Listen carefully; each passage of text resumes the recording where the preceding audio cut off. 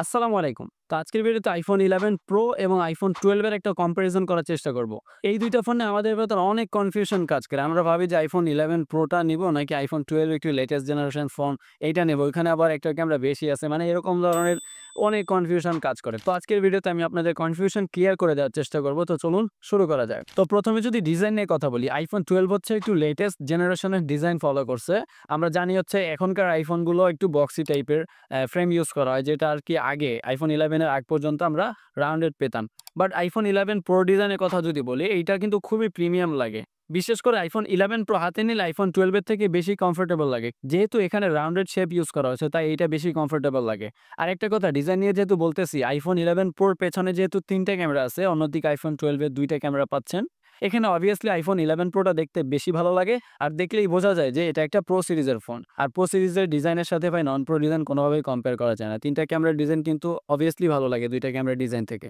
iPhone 12 এ 6.1 ইঞ্চের একটা display use করা হয়েছে এবং iPhone 11 Pro তে ইউজ করা হয়েছে 5.8 ইঞ্চের একটা ডিসপ্লে। এখানে ডিসপ্লে ২ টাই অলমোস্ট সেম, বাট এখানে iPhone 11 Pro র যে পিক ব্রাইটনেস এটা একটু বেশি। বাট আমরা যদি চিন্তা করি যে হাতে নিলে আমাদের কাছে কোনটা ডিসপ্লে ভালো লাগবে, ২ টা ডিসপ্লেই আমাদের কাছে ভালো লাগবে এবং ২ টা ডিসপ্লে হাতে নিলে তেমন একটা পার্থক্য খুঁজে বের করা যাবে না। আপনি iPhone 12 অথবা iPhone 11 Pro যেইটাই সিলেক্ট করেন, আপনাদের ভেতরে ম্যাক্সিমাম মানুষই এটার ক্যামেরার জন্য সিলেক্ট করবেন। iPhone 12 এর পেছনে ২ টা ক্যামেরা ইউজ করা হয়েছে, ২ টাই ১২ মেগাপিক্সেলের ক্যামেরা এবং iPhone 11 Pro তে ৩ টা ক্যামেরা ইউজ করা হয়েছে, যেখানে একটা এক্সট্রা লেন্স পাচ্ছেন, যেটা হচ্ছে 2x অপটিক্যাল জুম লেন্স, যেটা দিয়ে আপনারা খুব সুন্দর পোর্ট্রেট তুলতে পারবেন। একটু পরে আমি আপনাদের স্যাম্পল দিচ্ছি। ক্যামেরা কোয়ালিটি নিয়ে যদি বলি, iPhone 11 Pro এবং 12 দুইটারই ক্যামেরা খুবই ভালো। দিনের বেলা আপনারা খুবই ভালো ছবি তুলতে পারবেন ২ টা ফোন দিয়েই। এখানে আপনারা যদি ভিভিড মোডটা এড করে ছবি তোলেন, তাহলে আপনারা ধরতেই পারবেন না যে এটা কোনটা কোন ফোন দিয়ে তোলা।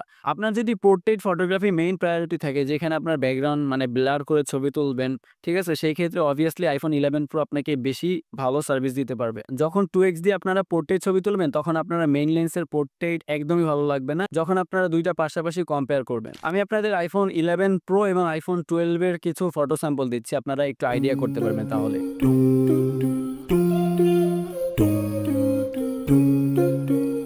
এই ২ টা ফোন দিয়ে আপনারা খুবই ভালো ভিডিও করতে পারবেন। আপনারা যদি ভিডিওগ্রাফির জন্য এই ২ টা ফোনে একটা সিলেক্ট করেন, আমার মনে হয় খুবই ভালো হবে। মানে যেকোনো একটা আপনারা অনায়াসে নিতে পারবেন। বাট আপনার যদি ভিডিওর মাঝে এমন কোনো সিন নেয়ার লাগে যেখানে জুম করে ভিডিও করতে হবে, সেখানে অবভিয়াসলি ক্লিয়ার উইনার হবে iPhone 11 Pro। এছাড়া আপনি যদি টকিং হেড ভিডিও বানান, মানে এরকম ভিডিও, তো সেক্ষেত্রে আপনার হচ্ছে 2x যে লেন্সটা, ওইটা অনেক হেল্প করবে। আমি আপনাদের এই ২ টা ফোনেরই ভিডিও স্যাম্পল দিচ্ছি, তাহলে আপনারা একটা প্রপার ধারণা পাবেন যে এটা দিয়ে আপনারা কেমন ভিডিও করতে পারবেন। তো আমাদের কিসের জার্নি শেষ হয়ে গেল, খুবই মজা হইলো, কিন্তু পড়ে গেছি। আসলে এই জায়গা আমরা আইছিলাম হচ্ছে কি কয়, আমরা নিরিবিলি, কিন্তু এমন একটা অবস্থা নিরিবিলি ঘোরার কোনো অবস্থা নাই। প্যান্ট ম্যান্ট কাদা মাদা লেগে গেছে। এবার আমরা আমার বাইক না সজীব ভিডিও হচ্ছে আচ্ছা, এই যে আমাদের বাইক না সজীব, আমরা আরো কয়েকজনে মিস করতেছি।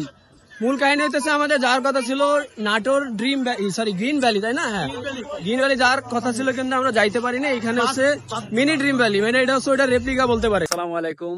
আজকে হচ্ছে শুক্রবার। আমি মানে একটু ঝড় আবহাওয়া দেখছি, তাই চিন্তা করছি যে চলে আসি আমার মানে খুলনা সব থেকে সুন্দরভাবে ঝড় উপভোগ করতে পারবেন যে জায়গায়, সেই জায়গায় আসছে। এটা হচ্ছে পটিয়াঘাটা। তো এখানে দেখতেছেন, এখানে আগে ওই যে চেয়ার টেয়ার ছিল, আপনারা যারা আসতেন বসতে পারতেন, বাট এখন এখানে চেয়ার গুলো উঠাই দিছে। তো এখন চেয়ার টেয়ার নাই, বাট এখানে দেখলাম যে খুলে দিছে, তাই আমরা এখানে আসলাম এনজয় করতে। এই দেখেন, এখানে একটা ছোট সুন্দরবনের ফিল পাবেন, ঠিক আছে? এইগুলা হচ্ছে মেবি হোগলা গাছ, এখানে হোগলা ফলও হয়। আর এখন হচ্ছে নদীতে পুরো ভরদমে জোয়ার আছে, ঠিক আছে? এর জন্য নদী পুরো ভরপুর দেখতে পাচ্ছেন। আর এখানে ভাই যে ফিল, আজকে হচ্ছে বেস্ট ওয়েদার, মানে ঘটিয়াঘাটা আসার জন্য জোস একটা ওয়েদার।